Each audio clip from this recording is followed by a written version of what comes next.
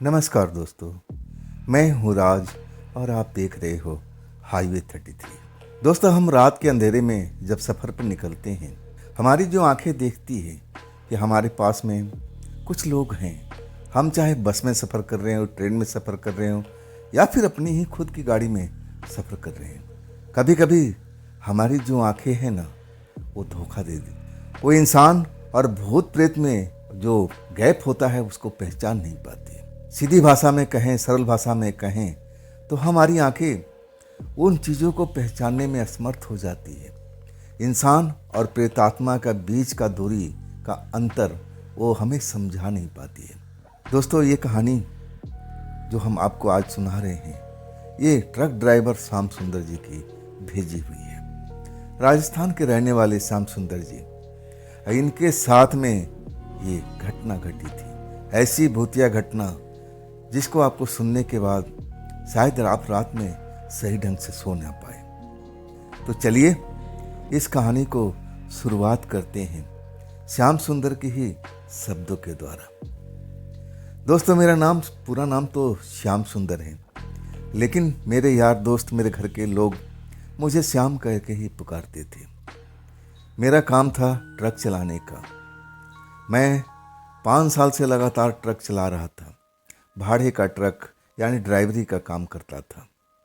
लेकिन 5 साल के बाद मैं एक पुराना ट्रक खरीद लेता। मेरा सपना था, मेरा सपना पूरा हो जाता है। मैं बहुत खुश था।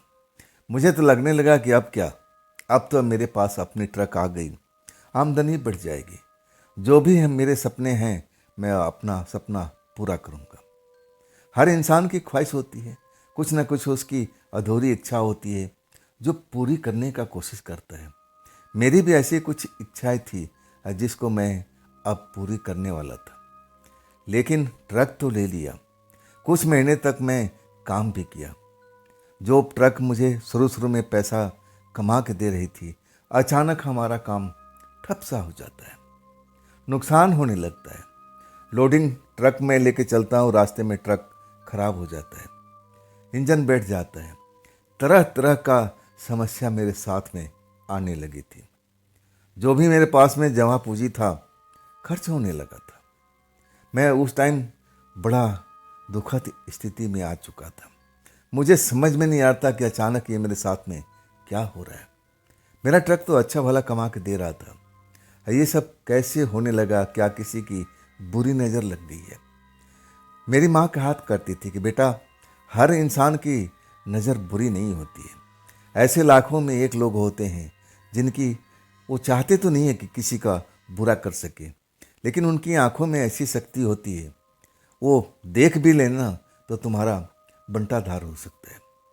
मैं डर गया था। मुझे लगा कि कोई ना कोई बुरी नज़र हमारे ट्रक के ऊपर लग गई है। इसका समाधान क्या है? समाधान क्या है? मेरी माँ अभी जिंदा थी। मैं अपनी माँ को पूरी कहानी सुनाता हूँ, तब माँ कहती है, तू चिंता मत कर, इसका उपाय होता है। हम चलेंगे गुरु जी के पास में, सब कुछ सही कर देंगे। मेरी जो माँ थी ना, एक गुरु जी को बहुत आदर करती थी, उनकी हर कहना मानती थी। आखिरकार हम दोनों माँ बेटे गुरु जी के पास पहुँचते हैं। गुरु जी हमें देखते हैं, हंस के बताते हैं कि हाँ, तुम्हारी माँ सही कह रही थी। लोग होते हैं ऐसे बुरी नज़र वाले, जो एक बार तुम्हारी तरफ देख लें तो बुरा हो सकता है। लेकिन डरने की बात नहीं है। हर चीज़ का कोई ना कोई उसका उपाय होता है। हम आपको उपाय करके देते हैं ना। अब फिर हमें वो एक पुड़िया दिए बना करके, 2 पुड़िया, छोटी सी पुड़िया, उसमें भभूत जैसा कुछ था। वो कहने लगे कि देखो, एक पुड़िया तो अपने पास में पर्स में रख लेना। हाँ, एक पुड़िया जो है ना, 1 बाल्टी पानी में इसको घोल करके अब पूरे ट्रक पर छिड़काव कर देना। जो भी बुरी नज़र होगी वो समझ लो उसका समस्या समाधान हो जाएगा। फिर तुम पहले के जैसे कमाने लगोगे। मैं मानता था, मैं भूत प्रेत ऐसी शक्ति को मानता था, मुझे विश्वास भी था। अब मेरे साथ में तो ऐसा घट रहा था। मैं तो बहुत पैसा खराब कर चुका था। कमाना तो दूर की बात, मैं तो गंवाने लगा था। आखिरकार यकीन क्यों ना हो, मैं बड़ा खुश हो गया था। तब गुरुजी से कहता हूँ कि दूसरी पुड़िया का मैं क्या करूँगा। तब गुरुजी मुस्कुरा के कहते हैं, तुम्हारे ट्रक को नज़र लगी है, अब समझ गए ना, तुम्हारी ट्रक का नज़र तो तुम एक पुड़िया से उतार लोगे, लेकिन एक पुड़िया जो मैं तुम्हें दे रहा हूँ ना, वो अपने पर्स में, अपने बटुए में हमेशा संभाल कर रखना। तुम रात को चलते हो, ऐसी ऐसी जगह से गुजरते हो, मेरी बात को समझ रहे हो ना। मैं समझ गया था कि जो बाबा जी थे उनका इशारा किस तरफ था। वो कहना चाहते थे कि देखो बेटा, रात में अंधेरे में निकलते हो, कौन कहाँ पर कैसी शक्ति है, ये जो पुड़िया है ना तुम्हारी रक्षा करेगी, भूत प्रेत से रक्षा करेगी। वो शायद यही कहना चाहते थे। मैं यही समझ पाया था। मैं तो खुश हो गया था, मेरा काम हो गया था। हम और मम्मी लौट आते और जैसा उन्होंने बताया था उसी हम हिसाब से उस पुड़िया को इस्तेमाल करते हैं, पानी में डाल करके अब पूरे ट्रक पर छिड़काव करके। मैं कोई ऐसा जगह छोड़ता नहीं हूँ जहाँ मुझे लगे कि हाँ, मैंने काम जो किया अधूरा है। शक मैं मिटा चुका था। अब उस दिन तो मैं कहीं जा नहीं पाया, लेकिन अगले दिन से मैं ट्रांसपोर्ट का ऑफिस पहुंचता हूं और बड़ा खुशी की बात थी कि जाते ही मुझे माल मिल जाता है। और तब मैं समझ गया कि हाँ, अब जो बुरी नज़र है ना मेरी टल गई है। अब पहले जैसा मैं फिर से काम करने लगूंगा। मन ही मन बड़ा खुश होकर के अब माल लोड करके मैं चल पड़ता हूँ। राजस्थान का सफ़र था, साल था 1998 का। मुझे अच्छी तरह से पता था, गर्मी का टाइम था। तपती हुई गर्मी दिन में तो ऐसा सड़क भट्टी की तरह हो जाती थी। हम लोग ज़्यादातर ट्रक वाले दिन में आराम करने की कोशिश करते थे, रात में ही ज़्यादा से ज़्यादा ट्रक चलाने का कोशिश करते थे, ठंडे ठंडे माहौल में, रात के टाइम में। मैं भी ऐसा कर रहा था। मैं एक ऐसे सड़क से गुजर रहा था और वो सुनसान सड़क थी, लेकिन दोपहर का टाइम था। हम वहाँ पर एक पेड़ था, पेड़ के पास में ट्रक खड़ा कर दिए थे। मैं खड़ा किया तो मेरे पीछे एक और ट्रक आ गया था। वहाँ पर पानी का व्यवस्था था, तो एक तरह से हमारा वो आराम का गाह बन चुका था। हम आपस में बात करते थे। ट्रक ड्राइवर, उसको भी लंबी दूरी पर जाना था और मुझे भी लंबी दूरी पर जाना था। आखिरकार दोपहर में आराम करने के बाद हम अपने अपने रास्ते पर हो जाते हैं। आगे चल कर के 10 किलोमीटर तक हम साथ में चलते हैं और इसके बाद हमारा और उसका रास्ता अलग अलग हो जाता है। अब तो अकेले ही चलना था। अब मैं अपने बिल्कुल मस्त चाल से चलता हुआ और अपने आनंद लेता हुआ ट्रक को आगे बढ़ा रहा था। मुझे पता था कि हम सारी रात चलेंगे और तब जाके सुबह में हम अपने गोदाम पर पहुंच जाएंगे जहां माल खाली करना है। मुझे जल्दीबाजी नहीं थी। मैं अपने जो भी रफ्तार था, एक रफ्तार पकड़ करके मैं निकल रहा था। आखिरकार 11 बज चुका था। मुझे भूख की एहसास होने लगी थी। ढाबा पर रुकता हूँ और भोजन करने के बाद मैं अपना ट्रक में आकर बैठ जाता हूँ। जैसे ही ट्रक स्टार्ट करता हूँ ना, एक बूढ़ा आदमी आ जाता है। अरे बेटा, आप इसी रोड पर जा रहे हो ना? मैं उसकी तरफ देखता हूँ। मैं देखता हूँ कि बूढ़ा आदमी है, उम्र करीब 60 के आसपास का था। और मैं कहता हूँ, हाँ बाबा, जा तो रहा इसी रोड पर, क्या आपको चलना है क्या? तब कहते हैं बूढ़ा आदमी कि बेटा, मेहरबानी हो जाएगी, आप मुझे आगे तक छोड़ दोगे, मुझे भी इसी रोड पर जाना है, हमारा गांव, मेरा घर इसी रोड पर है, बहुत मेहरबानी हो जाएगी। मैं ऐसे लोगों को मदद किया करता था रोड पर। मैं बुजुर्ग लोग को, जो ज़रूरतमंद थे, मैं ज़रूर मदद करता था। मैं बिठा लेता हूँ बूढ़े बाबा को। इसके बाद बात करने के लिए अब कोई ना कोई मिल ही गया था, बूढ़ा बाबा मिल गए थे। मैं उनसे बात करते हुए चलते जा रहा था और वो बड़ा अच्छी बात कर रहे थे। मेरे बारे में सब जानने के लिए व्याकुल थे। अरे बेटा, तुम्हारा शादी ब्याह हुआ कि नहीं हुआ? तब मैं कहता हूँ, बाबा जी, अभी तो नहीं हुआ है, अभी तो मुझे पैसा कमाना है, अब पैसा कमाने के बाद ही तो मैं शादी कर पाऊँगा, अभी तो मैं बहुत नुकसान से गुजरा हूँ बाबा जी। वो मैं सब अपनी बातें, अब बूढ़ा आदमी था और मैं सब कुछ बता देता हूँ। वो मुझसे और भी बातें पूछते हैं जिसका मैं भी सही सही जवाब दे देता हूँ। तब आधी रात हो चुकी थी। आधी रात होने के बाद एक जगह पर जब हम जाने लगते हैं ना, तब बाबा कहते हैं कि बेटा 1 मिनट रुक जाओ, 1 मिनट। मैं समझ गया था कि बाबा जी का बाथरूम वगैरह लगा है, मुझे भी लगा था। मैं ट्रक रोक देता हूँ, बाबा जी भी साइड में चले जाते हैं और मैं दूसरी साइड में। मैं जब बाथरूम करके आता हूँ ना, ट्रक के पास में एक बूढ़ी औरत खड़ी नजर आती है।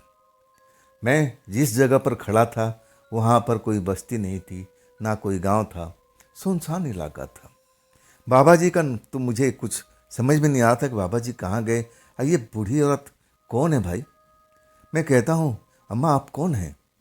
बूढ़ी अम्मा कहती है कि देख बेटा, मैं चाहे कोई भी हूँ, लेकिन उस बूढ़े आदमी को जो तुमने ट्रक में लेके आया है ना, उसको दोबारा से बिठाना मत, नहीं तो तू बहुत बड़ा खतरे में फंसने जा रहा है। मैं बूढ़ी अम्मा के बात सुनता हूँ, मुझे यकीन नहीं होता है। मैं कहता हूँ अम्मा आप कौन हैं, आप उस बड़े बाबा को जानती हैं क्या। तब वो कहती है मैं उसको अच्छी तरह से जानती हूँ, तुझे वो खतरे में डालने की जा रहा है बेटा, तू उससे खबरदार हो जा और उसको दोबारा बिठाना मत। मैं कह रही हूँ तू मेरी बात को समझ ले। तब तक बूढ़ा बाबा आता हुआ देखा। बूढ़ी औरत कहने लगी मुझे अब जाना पड़ेगा, वो शायद मुझे देख नहीं पाया है, अगर देख लेगा तो जुल्म हो जाएगा, लेकिन बेटा तो अपने ट्रक में बैठ और बिना उसको बिठाए हुए निकल ले। बूढ़ा बाबा मुझे आता हुआ दिख रहा था और तब तक बूढ़ी औरत ना जाने कहाँ किस पेड़ के नीचे जाके छिप गई थी, डरी हुई लग रही थी। मैं अभी सोच ही नहीं पाया था कि क्या हो रहा है। ये तो अचानक सब बूढ़ी अम्मा आ गई थी, मुझे सब कुछ बताने लगी। कहने लगी उस बूढ़े आदमी को मत ले जाना, अपने ट्रक में मत बिठाना, नहीं तो तुम बहुत बड़े खतरे में फंसने जा रहे हो। मैं अभी कुछ दिमाग में सोच पाता तब तक बूढ़े बाबा आ गए थे। कहते हैं बेटा चलो चलो, अब देर हो रही है। मैं बूढ़े बाबा का शक की निगाह से देखने लगा।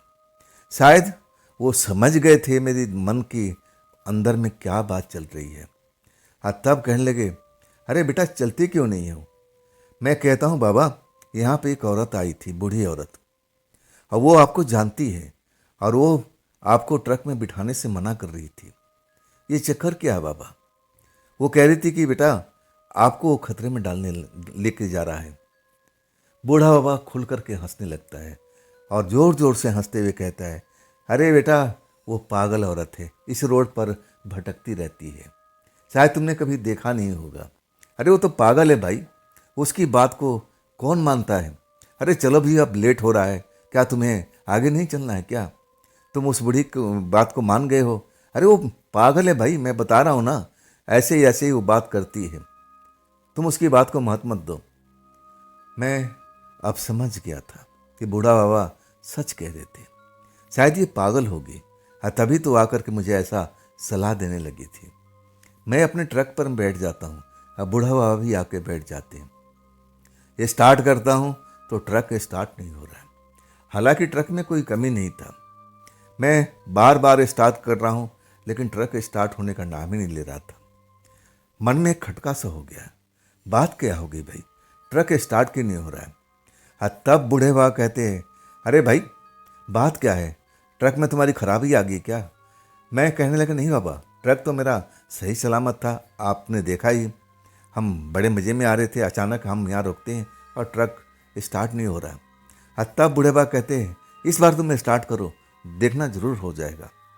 अब वही होता है, जैसे बूढ़े बाबा कहता है कि ट्रक की चाबी घुमाओ, स्टार्ट करो, स्टार्ट हो जाएगा। मैं भी खुश हो जाता हूँ और इसके बाद हम ट्रक को आगे बढ़ा देते हैं। जैसे ही बढ़ाते हैं ना, वो बूढ़ी औरत ना जाने कहाँ से आ जाती है, हमारे ट्रक के साथ साथ दौड़ने लगती है, चिल्ला के कहने लगती है अरे बेटा तुम्हें मना किया था ना, इसको मत ले जाना, इस बूढ़े आदमी को मत ले जाओ, तुम्हें खतरे में फंसाने को लेके जा रहा है, ये इंसान नहीं है, ये शैतान है। ना जाने किस तरह तरह की बातें वो चिल्ला चिल्ला के कर रही थी और मेरे साथ में ट्रक के साथ में दौड़ लगा रही थी। बूढ़ी औरत को देख करके इतनी तेज गति में दौड़ लगा रही थी और उसकी आवाज़ ही बहुत लाउडली थी, जैसे लाउड स्पीकर का आवाज़ होता है, ऐसे चिल्ला चिल्ला करके वो मुझे चेताने की कोशिश कर रही थी।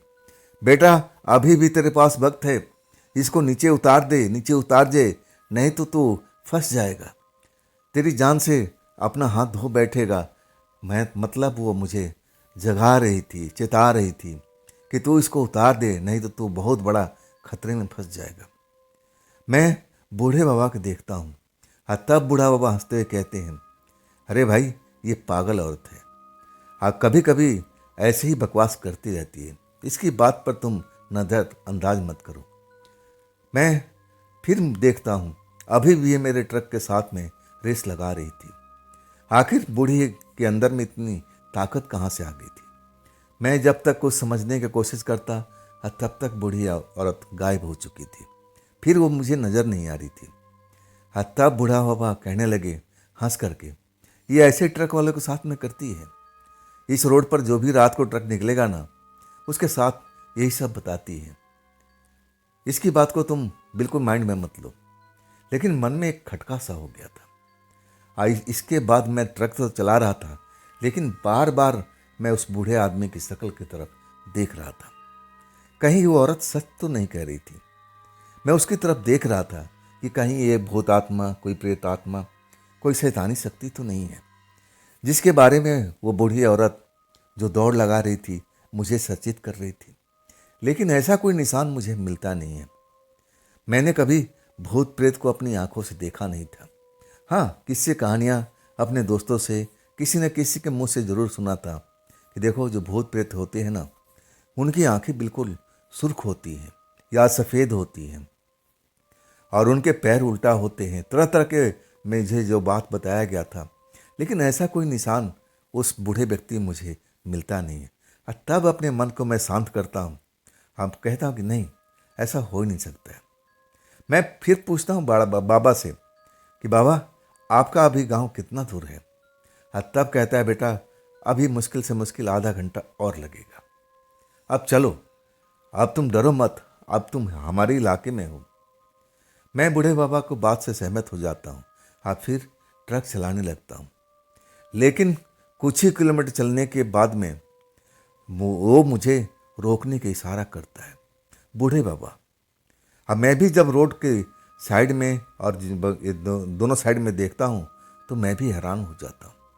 जैसे मेरे दोस्तों ने बताया था कि भूत प्रेत देखने में ऐसे होते हैं, ऐसे ही मुझे बाएं साइड में, दाएं साइड में कुछ छोटे कद का, कुछ मोटे कद का, मोटे मतलब साइज का, बड़े साइज का, ऐसा मुझे भूत प्रेत दिखाई देने लगते हैं, जिनकी आंखें सुर्ख थी, लाल रंग का था। किसी की आंखें सफ़ेद थी, किसी के पैर मुझे लगता था जरूरत से ज़्यादा बड़ा है, किसी के पैर का पंजे उल्टे थे। मैं देख करके कांप जाता हूँ। बाबा जी कहते हैं, देखो, ये भूत प्रेत का इलाका है, लेकिन तुम चिंता मत करो, तुम मेरे साथ में बैठे हो ना, ये हमारा तुम्हारा कुछ भी नहीं बिगाड़ पाएंगे। लेकिन मैं इतना डर चुका था कि मेरे हाथ पैर कांपने लगे थे। मैं कहने लगा कि बाबा, यहाँ पर भूत प्रेत का ऐसे ही दिखते रहते हैं। तब कहता, नहीं बेटा, आज रात ही ऐसी है, आज अमावस की रात है, इसलिए सब कुछ ऐसा तुम्हें दिख रहा है, महसूस हो रहा है। और चलो भी, मैं हूं ना तुम्हारे साथ में, तुम्हें डरने की आवश्यकता नहीं है। लेकिन ये सिलसिला ख़त्म ही नहीं हो रहा था। जैसे वो लाइन में खड़े दिखाई दे रहे हो, बाएं साइड में, दाएं साइड में, कुछ तो हमारे ट्रक का पीछा भी कर रहे थे। मैं तो कांप गया था। ये सब देखने के बाद मुझे लगा कि मैं तो भूतों के इलाका में फंस गया हूँ। अब मैं क्या करूँ। लेकिन बूढ़े बाबा हमारा साथ दे रहे थे। कह रहे थे कि बेटा देखो, जब तक मैं इस ट्रक में हूं ना, तुम्हारा कोई कुछ भी नहीं कर पाएगा, इस ट्रक को छू भी नहीं पाएगा। मैं कहता हूं, बाबा क्या आप जादू मंत्र जानते हो?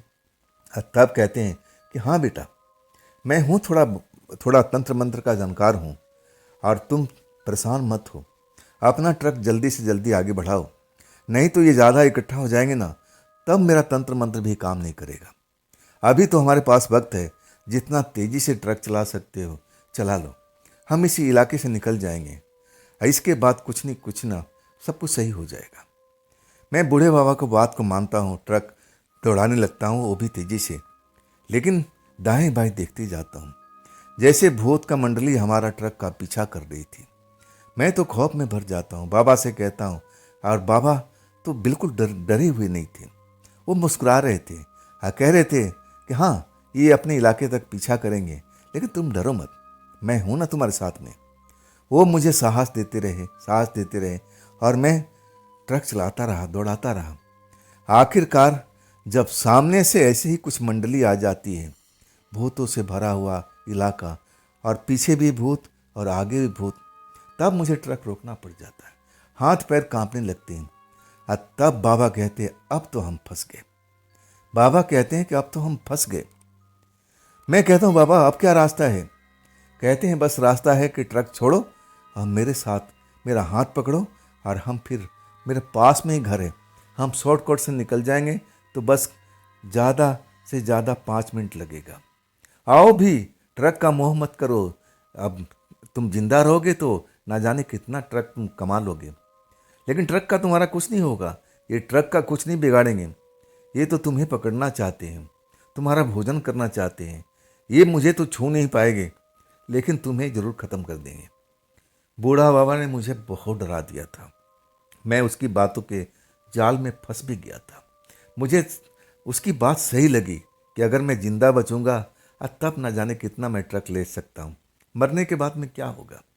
चलो, मैं बूढ़ा बाबा के साथ ट्रक से उतर जाता हूँ और तब मैं देखता हूँ दाएं बाएं, आगे में, सामने में, पीछे में भूत जैसे दिखाई दे रहे थे। मैं बूढ़ा बाबा का हाथ मजबूती से पकड़ लेता हूँ और तब बूढ़ा बाबा कहता है डरो मत, डरो मत, मैं हूँ ना। आप सही में मैं देख रहा हूँ, जो बाएं साइड में बूढ़ा बाबा मुझे खेतों के साइड में लेके जा रहा था, भूत प्रेत तो वहाँ भी नजर आ रहे थे, लेकिन कोई भी बूढ़े बाबा के पास आ नहीं रहा था। मतलब जैसा बाबा कह रहा था, सच में कोई तंत्र मंत्र का जानकार था, तभी तो ऐसा हो रहा था। आखिरकार हम खेतों के इलाका में पहुंच जाते हैं और मैं तो मुड़ मुड़ कर देख रहा था। मैं देख रहा था कि अभी भी भूत प्रेत उस रोड पर मेरे ट्रक के आसपास जमे हुए दिखाई दे रहे थे, लेकिन कोई भी हमारा पीछा नहीं कर रहा था। मुझे बड़ा ही आश्चर्य हुआ था, लेकिन ये बात करने का समय नहीं था। बाबा मुझे लेकर के जा रहे थे, तभी कहते हैं देखो वो जो रोशनी जल रही है ना, वही मेरा घर है। बस हम पहुंचने वाले हैं, चिंता मत करो। ये आज की अंधेरी रात बीत जाएगी, आज देखना सब कुछ सुबह में सही हो जाएगा। ये अमावस की रात होता ही होता है। मैं समझ गया था बाबा जो कह रहे थे उनकी बात में दम भी था, सच्चाई था। अभी तक तो ऐसा ही महसूस हो रहा था। रह रह के मुझे उस औरत की बात भी कभी कभी दिमाग में घूमती थी, गूंज सुनाई देती थी कि देखो ये बूढ़ा बाबा शैतानी आत्मा की तरह, मतलब जो भी बातें वो मुझे बोली थी वो भी दिमाग में बैठा हुआ था, लेकिन मैं उसकी बात को ज़्यादा अहमियत नहीं दे रहा था। बाबा तो बता दिए थे कि पागल औरत है, तो पागल औरत ना जाने क्या क्या बोल देती है। अब मैं उसकी बात को महत्व नहीं दिया था, बूढ़े बाबा का बात को महत्व देता हूँ और उन्हीं के पीछे पीछे मैं उस रोशनी वाला जगह पर पहुँच जाता हूँ और तब देखता हूँ एक पुराना सा मकान है, अंदर रोशनी थी। बाबा कहते हैं कि हम अपने घर तक पहुँच गए सुरक्षित, अब रात तुम यहाँ बिता लो और इसके बाद सुबह हम जल्दी तुम्हें उठा देंगे और फिर अपना ट्रक लेकर के निकल जाना। अमावस की रात कोई ऐसा खेल होता ही है इस रोड पर, ये भूतिया जगह है ही बेटा। मैं समझ गया था कि मैं अब तो सुरक्षित आ गया हूँ, अब मुझे डरने की जरूरत नहीं है, लेकिन चिंता था हमारे ट्रक का। उसमें माल भरा हुआ था, लेकिन माल भी ऐसा कोई खाने पीने वाला चीज़ नहीं था। पुरानी लोहा लंगड़ मशीनरी वगैरह सब था, वो कोई बस चोरी चुरा सकता है, नहीं तो भूत प्रेत का किसी का वो काम में तो आने वाला चीज़ नहीं था। लेकिन डर था, अगर मैं सुबह जाऊं मेरा ट्रक ना मिले तब क्या होगा। मन में शंका यही था, लेकिन बाबा जो थे ना मुझे अब साहस दे रहे थे, बेटा घबराओ मत, यहाँ पर चोर उचक्का रात में नहीं आते। सबको पता है कि जो इलाका है भूतों से भरा हुआ है और खास करके अमावस की रात को कोई भी चोर उचक्का इस रोड से गुजरने का हिम्मत नहीं करता है। तुम निश्चित रहो, ये तुम्हारा ट्रक कहीं नहीं जाएगा। जब सुबह तुम जाओगे ना अपने ट्रक के पास में खड़ा ही मिलेगा, जैसा था वैसा ही तुम्हें मिलेगा। तुमने मुझे यहाँ तक पहुँचाया, मेरी मदद किया, अब मेरा भी फर्ज है कि तुम्हारी मैं मदद करूँ। तुम मेरे मेहमान हो बेटा। अब इसके बाद दरवाज़ा खटखटाता है, 2 बार 3 बार, चौथी बार और जब कोई दरवाज़ा नहीं खोलता है ना तब चिल्लाते हैं बाबा जी, अरे दरवाज़ा खोलो, मेहमान भी साथ में हैं, मेहमान भी साथ में हैं एक। आखिरकार ये शब्द बाबा ने क्यों बोला मैं तो उस टाइम समझ नहीं पाया था, लेकिन उसके बाद दरवाज़ा खुल जाता है। दरवाज़ा खोलने वाली एक सुंदर सी लड़की दिखाई देती है, खुले हुए बाल, सफ़ेद कपड़ा में, आंखें बिल्कुल बड़ी बड़ी सी। मतलब इतनी खूबसूरत लड़की, मतलब बूढ़े बाबा का या तो कोई रिश्तेदारी थी, बेटी या कुछ और। मैं उस लड़की को देख करके जो मन में डर बैठा हुआ था ना, निकाल फेंकता हूँ। अरे मैं तो अब सुरक्षित घर में हूँ। जब यहाँ पर सुंदर लड़की है तो मुझे डरने की आवश्यकता है। लड़की मुस्कुरा के स्वागत करती है। हाँ, कहती बाबा ये कौन है नौजवान? बूढ़ा कहता है मेहमान है बेटा, इन्होंने हमारी मदद किया है यहाँ तक पहुँचाने में, नहीं तो बस मुझे तो मिल ही नहीं रहा था। मैं कब तक उस ढाबे के पास में खड़ा था, मुझे लगने लगा कि अब मुझे बस नहीं मिलेगा, लेकिन इस नौजवान ने मेरी सहायता किया। अब बेटा ये मेहमान है, हाँ तुम्हें पता है ना कि आज अमावस की रात है, तो वहाँ पर ट्रक के पास में भूतों का मंडली आ गया था। अब आगे तो हम जा नहीं सकते थे, भूतों ने हर तरफ से घेर लिया था। मुझे लगा कि शॉर्टकट से हम घर तक पहुँच गए। बेटा ये हमारी मेहमान है, हाँ देखो तुम इसके लिए कुछ न कुछ खाना वगैरह है तो तैयार कर लो, बेचारा भूखा भी होगा। तब मैं कहता नहीं बाबा, मैं भूखा वगैरह नहीं हूँ, मैं तो भरपेट भोजन करके ढाबे से निकला था, तभी तो आप मुझे मिले थे। तब कहने लगा बेटा अब मेरे मेहमान हो ना, मैं भी कुछ खाना नहीं खाया हूँ, चलो तुम्हारे साथ बैठ करके हम कुछ खा लेंगे। मैं मना नहीं कर पाया। बिटिया जैसे उसकी थी बहुत ही खूबसूरत थी। इसके बाद हमें एक कमरे में बूढ़ा बाबा ले जाते हैं, एक तख्त लगा हुआ था, तख्त पर बैठ जाते हैं। फिर बिटिया कहते हैं बेटा जो भी तुमने बनाई हो फटाफट ला दो, भूख लग रही है। वह खूबसूरत लड़की जितनी देखने में सुंदर थी उतनी ही मीठी उसकी आवाज़ थी। मैं तो उसकी आवाज़ का दीवाना हो गया था, जैसे बांसुरी की तरह उसकी आवाज़ थी। आखिरकार वो इठलाती हुई जाती है और तभी बूढ़े बाबा कहते हैं बेटा खाना खाने से पहले मेरा वाला दवाई तो ला के दे दे। मैं समझ नहीं पाया था, मुझे लगा कि बूढ़ा आदमी है, दवाई खाता होगा खाना खाने से पहले। लड़की चली जाती है। इसके बाद जब लौटती है ना तो मैं दारू का बोतल देखता हूँ, साथ में 2 गिलास और कुछ भुने हुए मांस वो लेके आ जाती है। मैं तो दारू कभी कभी पीता था, कभी शादी में कभी पार्टी में, लेकिन ये नहीं था कि मैं ट्रक चलाते हुए कभी दारू पिया। मुझे अभी तक इन चीज़ों से दूरी रखना अच्छा लगता था। ये मैं समझता था शादी ब्याह कभी हो गया किसी के साथ में पार्टी में चला जाता था, तब एक आध पैक कभी लगा लिया करता था, लेकिन मैं इससे दूर रहने की कोशिश करता था। लेकिन जब वो सारा सामान लेके आ जाती है, तख्त पर रख देती है, तब बूढ़े बाबा मेरी तरफ देखते हैं, अरे बेटा अब चलो भी, शुरू हो जाते हैं एक एक पैग बनाओ, देखो दोनों गिलास है ढालो इसमें, देखो ये मांस है ना, ऐसा मांस तुमने कभी खाया नहीं होगा।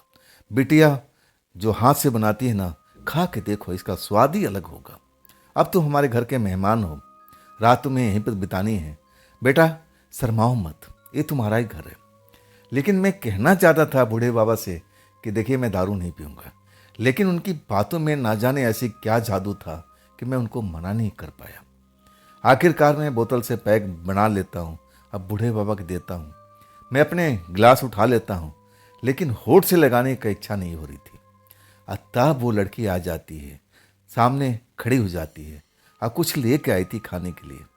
मैं जब उसकी तरफ देखता हूँ तब होठों से गिलास लग जाता है, मैं उसकी सुंदरता में खो जाता हूँ। ऐसी थी ही वो, कब मैं वो दारू पी जाता हूँ आप मुझे तो पता ही नहीं लगता है, जैसे उसने मुझे मदहोश कर दिया था। आखिरकार हम इतना पी लेते हैं और इसके बाद भोजन भी हम खाते हैं। आप वाकई में बूढ़े बाबा ने जो कहा था बिल्कुल सच कहा था। उस लड़की के हाथ में जादू था, कलाकारी था। ऐसा भुना हुआ मांस हमने तो कभी खाया भी नहीं था। और इसके बाद मुझे नींद आने लगी थी। मैं कहता हूँ बाबा जी अब मेरी आंखें है ना भारी हो रही है, मैं सोना चाहता हूँ। तब कहते हैं कि बेटा बस थोड़ी देर हम सब तैयारी कर लेते हैं। बिटिया को बोलते हैं मेहमान के लिए कमरा तूने सजा दिया है। मेरे कान खड़े हो गए थे, लेकिन तब तक दारू का खुमारी मेरे सर पर चढ़ के बोल रही थी, मैं समझ नहीं पा रहा था।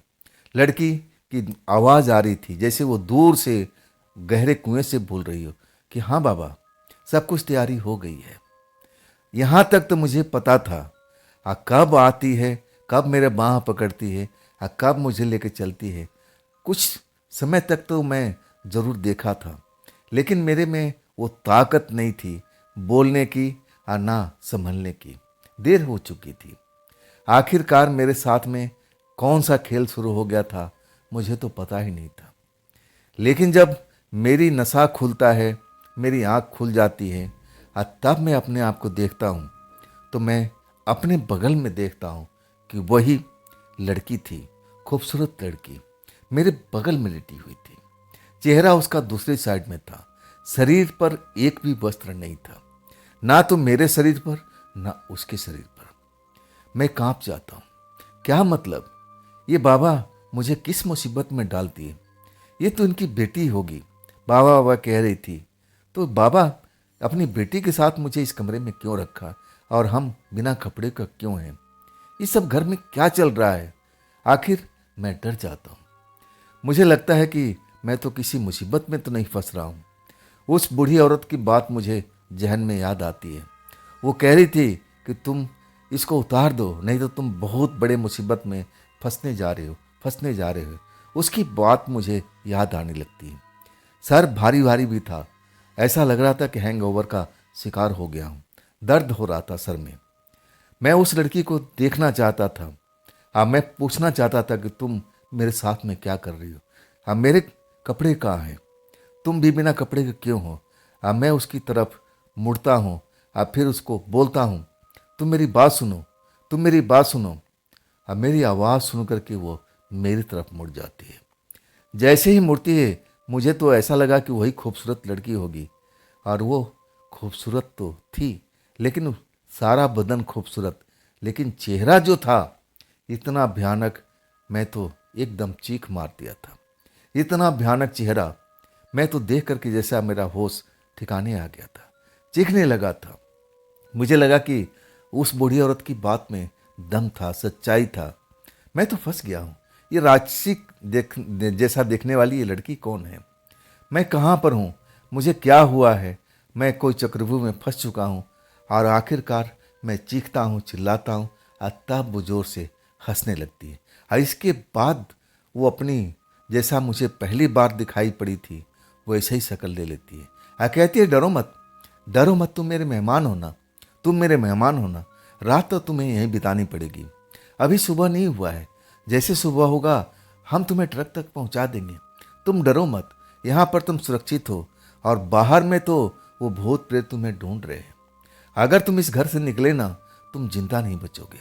लेकिन तब तक मैं उसकी असली चेहरा देख लिया था। मैं कहने लगा कि भूत तो तुम हो, भूत तो तुम हो, तुम जरूर जादूगरनी हो। बाबा कहाँ है? बाबा कहाँ है? मुझे बाबा से बात करना है। लड़की आप बात को जैसे संभालने की कोशिश कर रही थी। तुमने कोई भयानक सपना देखा है? भयानक सपना? तुम तो मेरे मेहमान हो, हम तो तुम्हारे बारे में कुछ अलग सोच रहे हैं। तभी तो तुम मेरे साथ में हो, मेरे कमरे में हो, मेरे बिस्तर पर हो। तुमने मेरे साथ में क्या किया तुम्हें कुछ मालूम नहीं है? मैं कहता हूँ नहीं, ये सब तुम्हारा किया धरा है। तुम लोग कोई जादूगरनी हो। मेरे को क्या तुम लोगों ने किया? मैं डर करके चीखने लगता हूँ, चिल्लाने लगता हूँ। लेकिन वो लड़की मुझे संभालने की कोशिश करती है। लेकिन जब मैं काबू में नहीं आता, मैं चीखता हूँ, मेरे कपड़े कहाँ हैं? मुझे मेरे कपड़े लौटा दो, मैं अपने ट्रक पर लौट जाऊँगा। बेशक मैं भूतों से मर जाऊँगा, मंजूर है, लेकिन मैं इस घर में नहीं रहूँगा। मैं चीखने लगता हूँ, चिल्लाने लगता हूँ। और आखिरकार वो लड़की मेरा कपड़ा लौटा देती है, खुद भी कपड़े पहन लेती है। लेकिन मैं कहता हूँ मुझे बाहर का रास्ता दिखाओ, क्योंकि दो दरवाज़ा दिख रहा था मुझे उस घर में, और दोनों दरवाज़ा जैसे बाहर से बंद था। मैं 2 बार दोनों दरवाजे पर जा चुका था, लेकिन दरवाज़ा खुल नहीं पा रहा था। मैं फिर चीखता हूँ, चिल्लाता हूँ। तब तक तो मैं सब कुछ समझ गया था कि मैं बहुत बड़े खतरे में फंसा हुआ हूँ। ये लड़की जो देखने में बहुत ही खूबसूरत लग रही है, ये खूबसूरत नहीं है। जो मैंने देखा था, मैं उसके सच्चाई जान चुका था। अब मुझे लगने लगा था कि मैं अब शायद इस घर से जिंदा नहीं निकल पाऊंगा। कपड़ा जब मिल जाता है ना, तब मुझे संतुष्टि मिलती है। कपड़ा पहनता हूँ, तब वही लड़की चिल्लाने लगती है, अपने बाबा को आवाज़ देने लगती है। अब बाबा एक दरवाजे से निकल कर के आ जाता है। अब मुझे देख कर मुझ पर चिल्लाने लगता है, मुझे डांटने लगता है। कहता है तुम्हें बाहर जाना है मरने के लिए। मैं कहता हूँ हाँ, मैं बाहर चला जाऊँगा, अपने ट्रक के पास चला जाऊँगा, लेकिन इस घर में नहीं रहूँगा। कहता है क्यों क्यों, हम तो तुम्हारा रक्षा करना चाहते हैं, तुम्हें सुरक्षित रखना चाहते हैं। मैं बताना तो चाहता था कि मैं सब कुछ खेल जान चुका हूँ। ये जो सुंदर सी लड़की है ना, ये देखने में अभी सुंदर लग रही है, लेकिन इसका असली रूप कुछ और है। मैं बोल नहीं पाया था, मुझे शब्द नहीं मिल रहा था। अब बाबा मुझ पर नाराज हो रहा था। जब मैं उसकी बात नहीं मानता हूँ ना, तब उसका चेहरा मोहरा बदलने लगता है। आज जैसे उसका चेहरा मोहरा बदलता है ना, वो लड़की का भी बदलने लगता है। वो लड़की भी अपनी सही रूप में आ चुकी थी, जो रूप मैंने उसका देखा था। वो बाबा भी सेम वैसे ही भयानक रूप में आ जाता है। इसके बाद दोनों हंसने लगते हैं। इतनी हंसी डरावनी थी, मैं क्या बताऊं, मैं कैसे अपने आप को संभाला था। मैं समझ गया कि मेरा खेल खत्म हो गया। वो लोग बोल भी रहे थे, वो दोनों आपस में बात कर रहे थे। मैं उनकी बात को समझ रहा था। वो आपस में बात करते हुए एक दूसरे को बता रहे थे, देखो इसको मरने की कितनी जल्दी है। हमने तो सोचा था कि चलो सुबह से पहले अब इसको जिंदा रखेंगे, हमें तो बड़ा मज़ा आ रहा था, लड़की कह रही थी, जो अपने असली रूप में आ गई थी। तब बाबा कह रहा था कि अब इसका काम तमाम कर दो, ये बहुत ज़्यादा फड़फड़ा रहा है। तुम्हें तो पता है ना तुम्हें क्या करना है। लड़की कह रही थी कि हाँ, आप शायद सही कह रहे हो। वो लोग हमारी तरफ दोनों को दोनों मुड़ जाते हैं। इतना भयानक रूप और मैं अकेला। कपड़े तो मैं पहन चुका था। मैं सोचने लगा कि हे ईश्वर, अब मैं क्या करूं, अब मैं क्या करूं, अब मैं इस घर से कैसे निकलूं। कोई भी रास्ता मुझे सूझ नहीं रहा था। उन दोनों ने दोनों दरवाजे को पूरी तरह से बंद कर रखा था। मैं चाह करके भी दरवाज़ा नहीं खोल सकता था। मैं रोने लगा था, अपनी जान की भीख मांगने लगा था कि आप लोग मुझे छोड़ दो, आप लोग मुझे छोड़ दो, मैं किसी को नहीं बताऊंगा कि आप लोग ऐसे हो। तब बूढ़ा हंसते हुए कहता है, अब तो हर जगह बताएगा। जो भी शिकार हमारे पास में आ जाता है, इस घर में आ जाता है, हम कभी जिंदा नहीं छोड़ते हैं, हम उसको ख़त्म कर देते हैं। और तुम्हारे साथ में भी ऐसा ही होगा।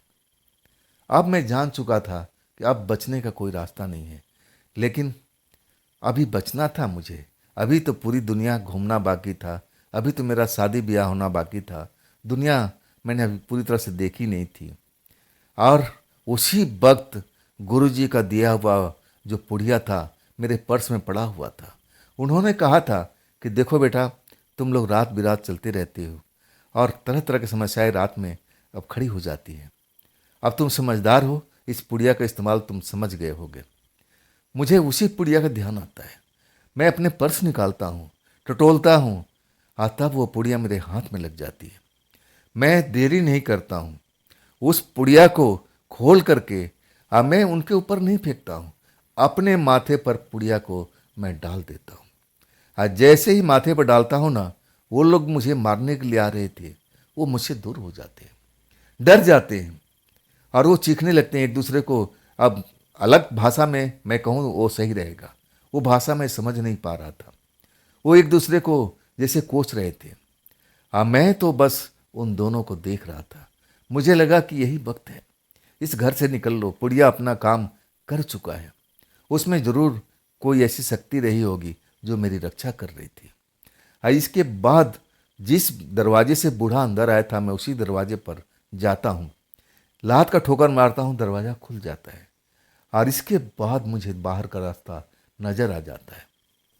मैं उस घर से बाहर निकलता हूँ, तब तक वहाँ पर रोशनी थी और जैसे ही मैं दरवाज़ा को पार करता हूँ और जब मैं पीछे मुड़कर देखता हूँ तो वो घर अंधेरे में डूबा हुआ था। रोशनी नाम का चीज़ नहीं थी, लेकिन मैं ज़्यादा देर तक वहाँ पर रुक नहीं पाता हूँ। मैं अंदाज़ा कर लेता हूँ कि सड़क कहाँ है, हम कैसे आए थे। रात अंधेरी थी, लेकिन मैं गिरते पड़ते हुए अब चलने लगता हूँ। जब मैं रोड के तक पहुँच जाता हूँ, पीछे मुड़ के देखता हूँ कि कोई हमारा पीछा तो नहीं कर रहा है, लेकिन कोई भी नहीं था। मेरे अंदर में एक ताकत आ गई थी, जैसे सर पर अपना पुड़िया डाला था, वो राख डाली थी। अंदर में ऐसा लगने लगा था कि मेरे अंदर में शक्ति का संचार हो रहा है। जो मेरा डर था ना, वो धीरे धीरे कम होने लगा था। आज जब मैं ट्रक के पास आता हूँ, दोनों साइड में देखता हूँ, जहाँ पर भूत प्रेत खड़े हुए दिखाई दे रहे थे, कोई भी नहीं था। हाँ, एक भूत जरूर था। वो थी बूढ़ी औरत, वो पागल औरत, जो काफ़ी देर तक हमारा ट्रक का पीछा किया था, दौड़ते हुए मुझे बताने की कोशिश कर रही थी कि उस बूढ़े के साथ में मत जाना। वो खड़ी थी, वो बेचैन थी, और जैसे मुझे देखती है वो खुश हो जाती। अरे तुम सुरक्षित हो, तुम सुरक्षित हो। वो मुझे छूना चाहती है, लेकिन जैसे ही मुझे छूती है ना, वो दूर हट जाती है। उसको भी कुछ ऐसा एहसास होता है कि मेरे शरीर से कोई बिजली का झटका लगा हो।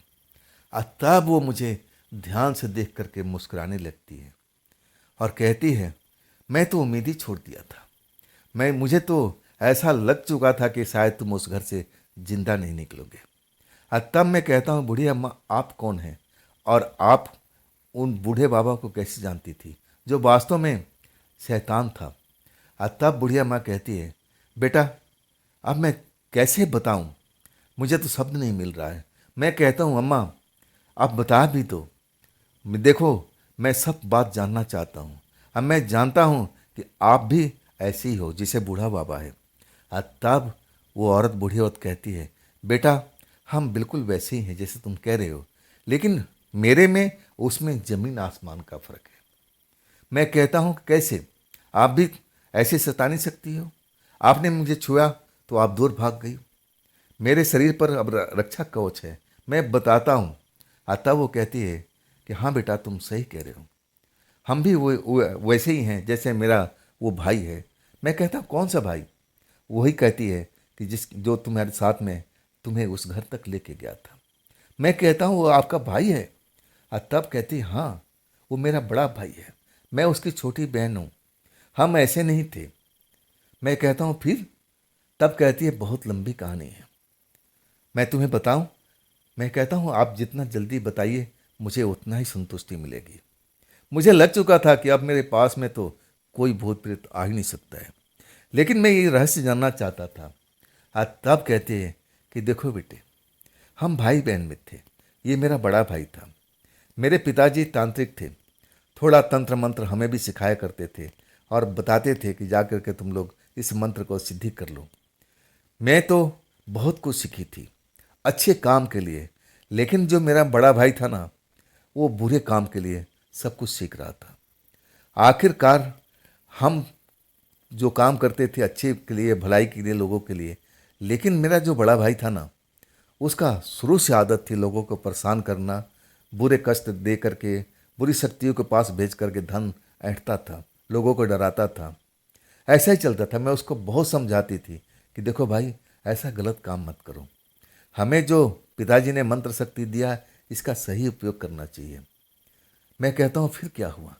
तब कहने लगे कि अंत होता है ना बेटा, अंत हमारा भी हुआ, हम बूढ़े हो चुके थे, लेकिन हमारा जो भाई है ना, वो मुझे तो पहले मार दिया था और इसके बाद उसकी भी मौत हो गई थी तंत्र शक्ति से। हम दोनों प्रेतात्मा बन चुके थे, लेकिन मैं प्रेतात्मा बनने के बाद भी मैं भलाई लोगों को किया करती हूँ। लेकिन मेरा जो बड़ा भाई है आज भी वैसे ही करता है, लोगों को तड़पाता है, उसको नुकसान पहुँचाने में उसको खुशी मिलती है। मैं कहता हूँ, आपके बड़े भाई की शादी हुई, आपकी कोई बेटी में देखा था उस घर में?